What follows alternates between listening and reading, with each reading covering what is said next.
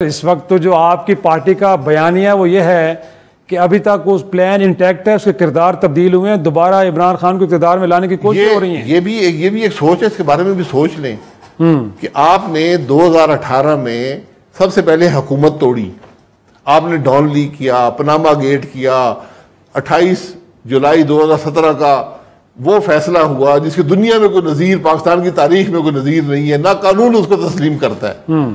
मुझे बता देना क्या वो इंसाफ का मेयार था कि आपने एक चलती हुई हुकूमत, तरक्की करती हुई हुकूमत तोड़ दी, इस मुल्क के सीनियर तरीन पॉलिटिशियन को ताहयात नाअहल किया। किसने तोड़ी सर जी? किसने निकाला? मुल्क के सुप्रीम कोर्ट ने।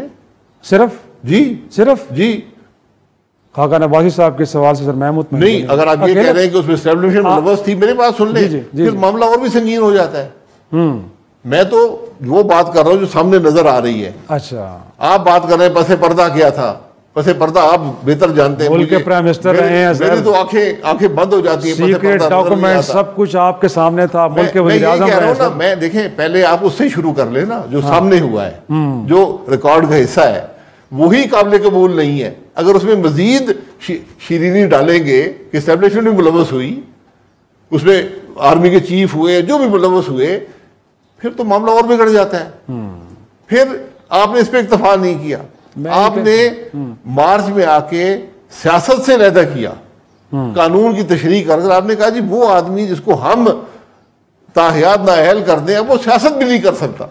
यानी इस मुल्क के एक पहले पॉपुलर लीडर को आपने फांसी दी, दूसरे पॉपुलर लीडर को आपने ताहयात नाअहल करके फिर सियासत से भी अलहदा किया, फिर भी खुश नहीं हुए।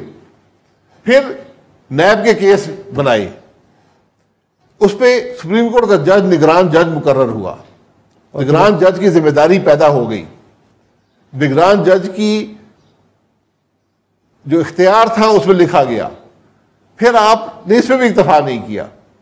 फिर आपने एन इलेक्शन के दौरान, इलेक्शन के वक्त में आपने तारीख पीछे की उस हेयरिंग की और फिर उनको आपने जेल पहुंचाया उनको। जी, आपने जाकर फैसला दिया, कन्विक्ट करवाया।